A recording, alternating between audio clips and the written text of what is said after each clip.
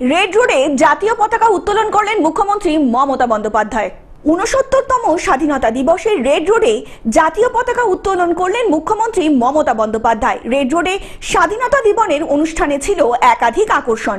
পর্যটন দপ্তরের পক্ষ থেকে দুর্গা প্রতিমা নিয়ে একটি ট্যাবলো প্রদর্শিত হয়। এছাড়াও তথ্য ও সংস্কৃতি, মহিলা ও শিশু উন্নয়ন, স্কুল শিক্ষা, শ্রম পঞ্চায়েত এবং গ্রামোন্নয়ন ও ক্ষুদ্র মাঝারি উদ্যোগ এবং যুব কল্যাণ ক্রীড়া দপ্তরের পক্ষ থেকে হলো জমকালো কুচকাওয়াজ। এদিনের অনুষ্ঠানে অংশগ্রহণে রয়েছে বিভিন্ন স্কুলের ছাত্রছাত্রীরাও।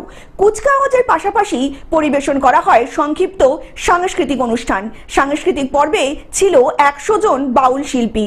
সুন্দরবন ও কোচবিহারের লোকশিল্পীরা কসরত প্রদর্শন করবে এবং কলকাতা পুলিশ ও বেঙ্গল পুলিশের ডেলিভারি টিমও এই প্রদর্শনীতে অংশগ্রহণ করেন। Bureau report, globe news.